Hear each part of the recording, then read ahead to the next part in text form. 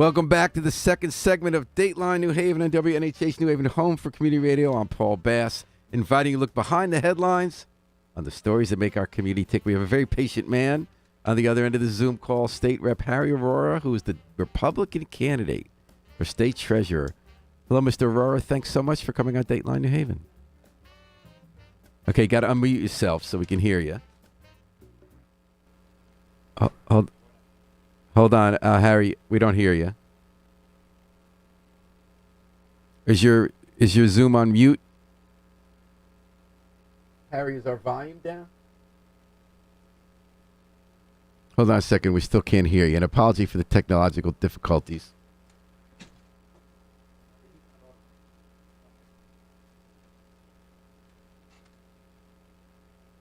Okay, you want to speak to the mic now, see if we can hear you? Paul, can you hear me now? Now we can. And Harry Arora, thank you so much for waiting while we had technical difficulties with Zoom. Welcome to Dateline New Haven. How you doing today? You doing all right? Yes, I sure am. Can you hear me? Yes, I can. So, Harry Arora, who are you and why are you running for state treasurer, which is the job that oversees Connecticut's $45 billion in pension and trust fund assets? That's right. My name is Harry Arora, state rep for 2 terms right now. Prior to that, I was in finance as an investment manager for nearly 2 decades. I manage money for institutions, has been involved in finance in some capacity or the other, started my own firm. From a background perspective, I came to this country as a student 30 years ago. Went to school, fell into the business, worked for other people, and then started my own business. 5 years ago, my partner took over the firm, and so I decided to pursue my dream of serving the public service. And here I am. I think this role is just in line with my background. Just as you mentioned, it's about managing the pension assets. It's about managing the debt. This is something I know inside out, and now I have worked in the legislature, so I know how to work in the government and with various parts of the government. So that's why I think I'm the right person to get the job done, and I have a plan. Okay, let's talk about that. So there are 2 aspects to how you would looking at how you would do things. A, you're saying your personal background and the experience you have helps you just do a better job investing money, right? So that's something you'd never do differently. You would just look at where the best investments are. But you've also talked about doing some things differently, some changes you'd bring. You talked about leveraging data science and technology. So I wanted to ask you how specifically you would do that differently from what's being done now. Are there like big data sets we're not looking at? Are there certain kinds of analyses of investments that aren't being looked at that'll help you get us a better return? No, that's not from my action plan, but I like leveraging data. I saw that on your website about leveraging data science and technology. That's an element of all what we do these days. So the major idea here is take the basic finance ideas and in terms of making the asset allocation right. Currently our asset allocation for a pension program is somewhat skewed, and those are the things we try to focus on. And is it skewed in terms of how much money we put in certain kinds of investments versus others? Like in what ways is it skewed? Sure. So the most glaring difference between us and most of the other pensions is that we are only 20% in U.S. public equities. Mm-hmm. So typically, if you look at most U.S. pensions or U.S. state pensions, the right kind of an average allocation is somewhere around 40%. And what are the other investments in? Pardon me? Are the other investments in bond markets and overseas?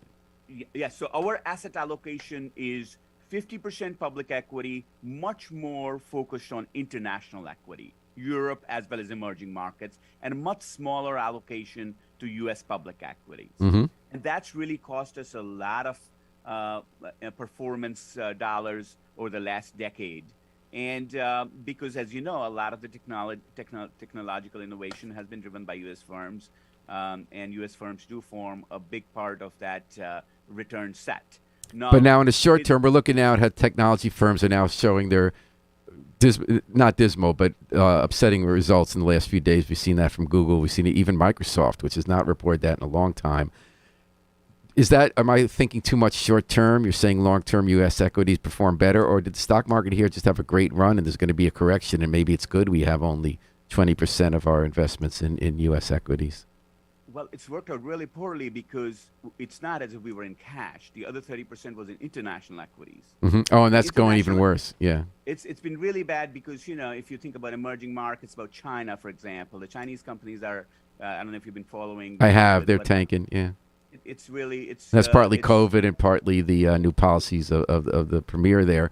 But, the BRIC countries, right? Brazil, Russia, India, China, those were emerging markets in the aughts, and I'm guessing, tell me if I'm wrong, that might be when we increased those investments, because those emerging markets were considered the hot ticket, right? So I step back and say, we're not here to speculate or gamble. That's not the objective when you're talking about our pensioners' assets. And that's really my problem with what we're doing right now. We're really picking stuff which is more speculative, which maybe works out better. What we need to do is have a conservative, I'm not saying put everything in U.S. equities either. What I'm saying is, let's not be underweight. Let's do a 45% U.S. equities. Let's have 10% is international. Let's make sure that our bond exposure is higher grade. We have a much larger proportion of our bond portfolio in lower grade bonds, which is high yield as well as emerging market bonds. And there is no need for us to be trying to be that aggressive speculative. And it's cost us. It's shown us into the last 20 years we are rock bottom. We are amongst the lower quartile, or we are in the lowest, as a matter of fact, lowest decile of performers over the last 5-year framework. So 10 years is maybe a little different, but not much different either. So, and you're saying, so that means that we were seeking, you're criticizing the treasuries for seeking higher returns by being a little more speculative, by going to emerging markets, going to riskier bond investments rather than playing it safe. I don't even know that. My point is asset allocation is wrong by prudent measures. What the motivation, I'm unable to read through or go through meetings which have a good discussion. That's the other part. I would make this process much more transparent.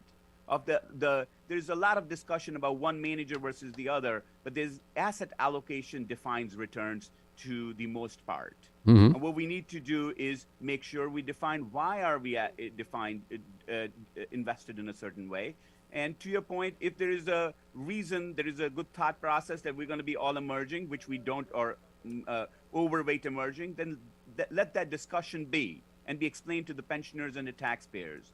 My viewpoint is that we should have a reasonable, prudent, I'm not seeking too defensive, not seeking too offensive, aggressive, a prudent policy, which would be 40% U.S. equities, which would meaning reduce a little bit of our emerging, improve high grade our bond portfolio, and so on and so forth. We're talking to Harry Arora. He's running for state treasurer. He's also a patient man. We had him waiting 10 minutes in the Zoom room while we're getting rid of some glitches here on Dateline New Haven. Now, there's another issue that in these state treasurer races, which is that to what extent is the job apolitical?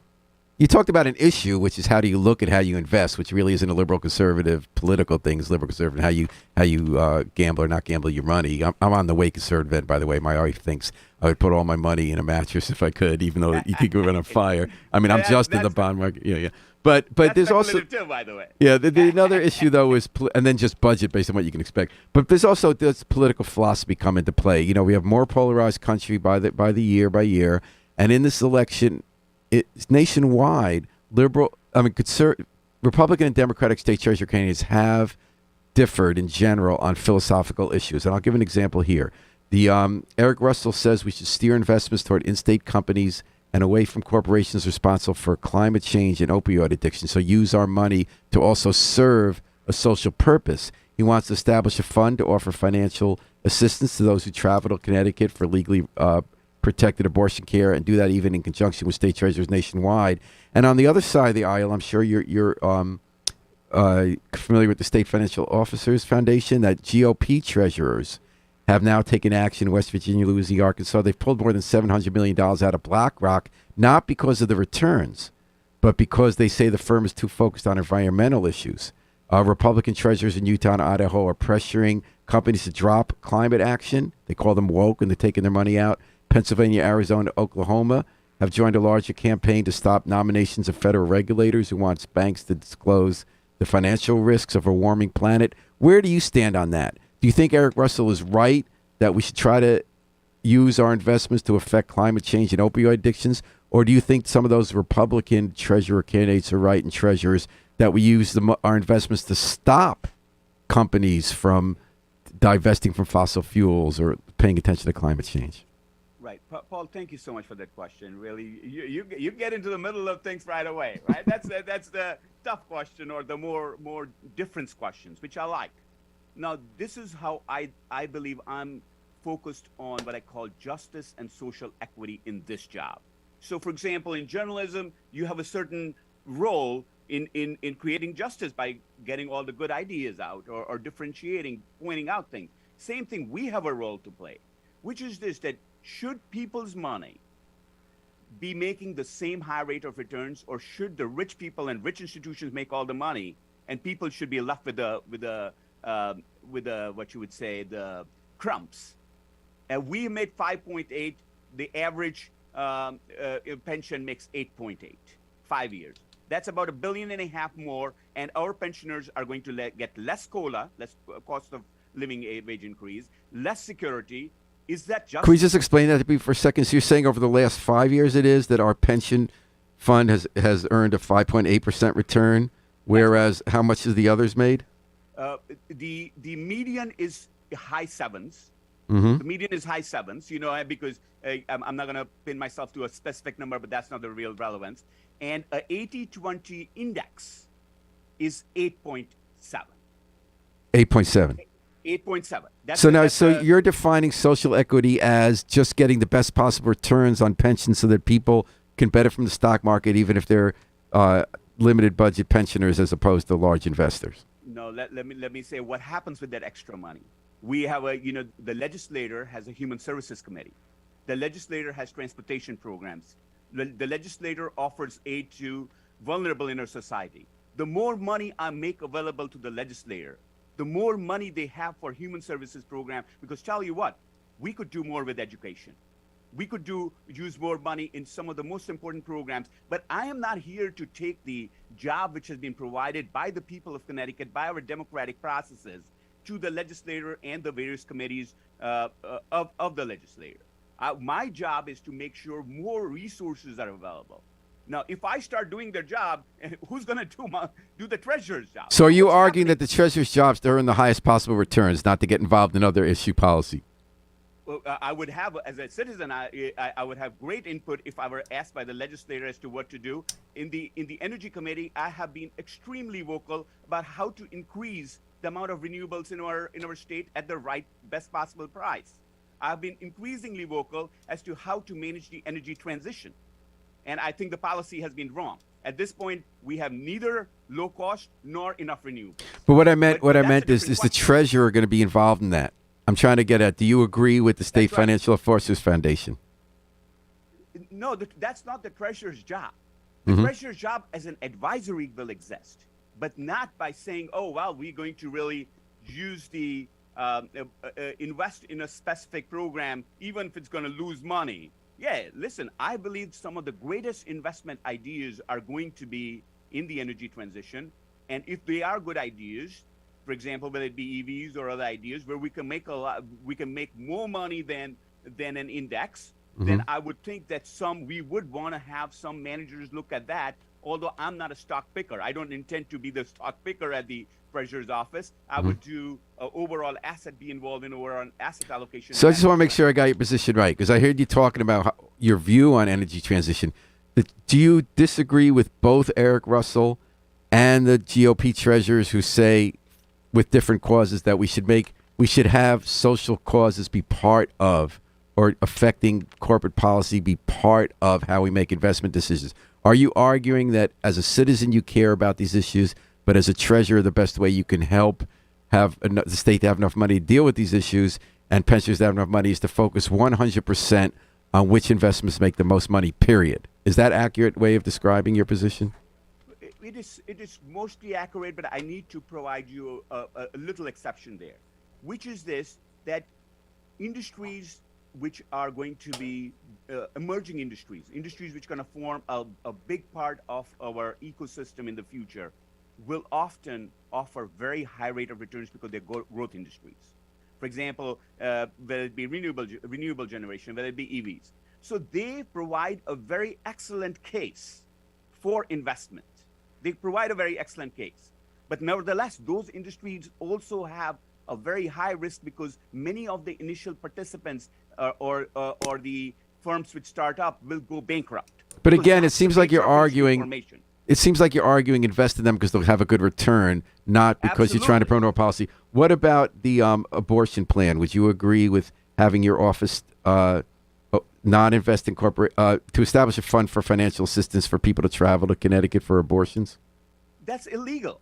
For us, for the treasurer office to allocate people money for a specific program, you have to realize there is the legislator, there is the appropriation committee, there is a fiduciary responsibility the treasurer has.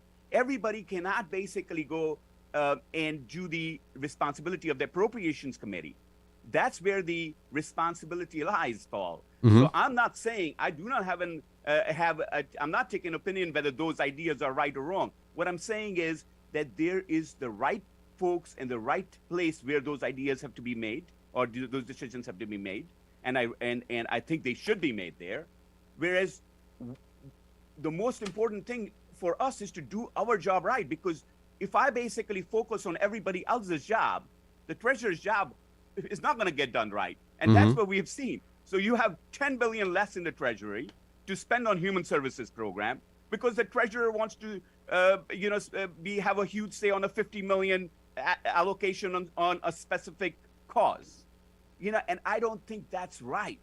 That's not even legal in some sense. I would think that to be the fiduciary for the pension assets for our taxpayer, it's not just the pensioners, it's our taxpayers as well. It's also the vulnerable who are involved. Because in the end, let me give you some numbers here. I know I'm always told by my advisors, don't use too many numbers, Harry, but I'm going to use this. Well, we are one talking here. about the treasurer. Numbers are kind of part of the job. That's right. They have to be there, right? That if you think about what percent of our budget went towards unfunded liabilities and debt repayment, that is closer to 45 to 50%. If you take the special allocation or investment we made, what we call a catch-up payment to our pensions, which was $3 billion, we basically spend $9 billion in debt repayments and catch-up payments to unfunded liabilities. So what is left for current spending on our infrastructure, on our programs, is a shrinking pie. And you're saying you're going to change that if elected. You're going to use your experience in investments to get the highest possible returns, partly by shifting to more U.S.-based equities. You're not going to set social policy or climate policy. You're just going to look for how to get the best returns so the legislature can do its job to set the policy. Fair? That's exactly, yeah, you sum it up well. And by the way, there's another part which really bothers me, which is how much fee they are paying to investment management companies. It is about $150 million a year, or upwards of 0.5% for management. How do you pay that kind of fee and underperform the market? So would you get better advisors? Would you bring it in-house? So it's always a bifurcated answer. For areas where we can just index it, we'll reduce the fee to zero. For areas where we know there is, just like Yale Endowment does, where we know we can find alpha or outperformance dollars, we would pay fees. But there we would demand performance. It's not that, well, listen, once you are in, you're in for one reason or the other, and you got in. Every couple of years, not every quarter, but every couple of years, if you cannot produce better than an index risk-reward return, you are not going to be part of our fee-paying mechanism. And then you could be like the late David Swenson at Yale. He used to take an airplane and fly all over the world to look at these investments from above and see how they're going to perform. Listen, whatever it takes, I wouldn't get that granular, but you have to keep your eye on the ball because the returns are difficult to find. It's not as if I could do everything in the world and politic around and I could, there's a job to be done. A good job done is going to have a large impact on various aspects of our society. Harry Arora, Republican Treasurer candidate. Thanks for visiting us, Dateline New Haven. Sorry I got to cut you off. Jose Canelarios coming on with Shafiq Abdus Sabor. to talk about some pressing issues in New Haven in our next show. It was really a pleasure to chat with you, and I hope I get to talk to you in person at some point. Yeah, absolutely. Look forward to it. Thank you for your And time. how can more people find out? How can people find out more about your campaign? Arora2022.com. That's my website. And I encourage, because I'm the candidate who has financial experience, just like someone you need an attorney to do an AG's job, you need a finance guy to do a finance job. I think I would really encourage your listeners to look at my background and especially compare it to my opponent who has never done a day in finance. Thank you so much, Harry Arora. Thanks, Harry Droz, for being a station manager's program. No thanks to Zoom, but that's another show. We're going to take it out with the Afro-Semitic Experience performing I Wish I Knew How It'd Feel to Be Free from the group CD, A Plea for Peace. This is Paul Bass inviting you to fly free with us all day, all night, and all weekend long at WNHH, New Haven's home for community radio.